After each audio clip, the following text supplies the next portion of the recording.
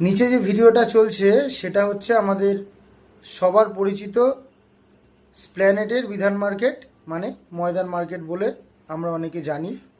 তো এই ময়দান মার্কেটে যেসব জিনিসগুলো পাওয়া যেত সেগুলো হয়তো আগামী 26শে আগস্টের পর থেকে আর পাওয়া যাবে না, কারণ এই মার্কেটটাই আর থাকবে না।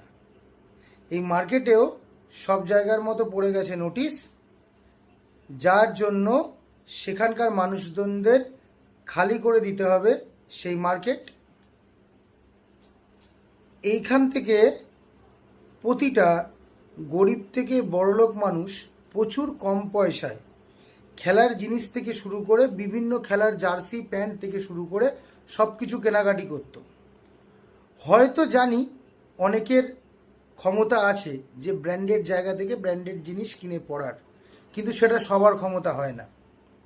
কিছু মানুষ আজও আছে, কিছু মানুষ বলতে কি প্রায় অনেক মানুষ আজও আছে যারা এখনও সেই ময়দান মার্কেটে গিয়ে 200-250 টাকায় জার্সি প্যান্টের সেট কিনে একটি গরিব ঘরের ছেলে যে নিজেও একটি জার্সি আর একটি প্যান্ট নিয়ে 200-250 টাকায় কিনে নতুন করে কেউ যদি খেলায় জয়েন্ট করে, যে কোনো খেলায়, সে সেই খেলায় প্রথম প্রাথমিক যে জায়গাটা থাকে তার জন্য যেইটুকু জিনিসের দরকার হয় সে সেখান থেকে কিনতে পারে। কিন্তু বড়লোকদের মতো বা অন্য সব পরিস্থিতির মানুষদের মতো তাদের ক্ষমতা হয় না যে কোনো নামি দামি শোরুম থেকে সেই জার্সিটা বা যে প্যান্টটা সে কিনে পরবে, বা কোনো খেলার জিনিস কোনো দামি জায়গা থেকে সে কিনবে। তো তারা এই জায়গায় গিয়ে সব কিছু কেনাকাটি করে এবং সব কিছু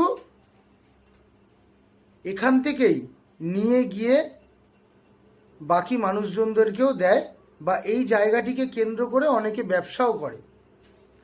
হয়তো আগামী দিনে সেই ব্যবসাটাও আর থাকবে না, বা সেই গরিব ঘরের ছেলেমেয়েরা হয়তো আর খেলাধুলা করে নিজের জীবনকে এগিয়ে নিয়ে যেতে পারবে না।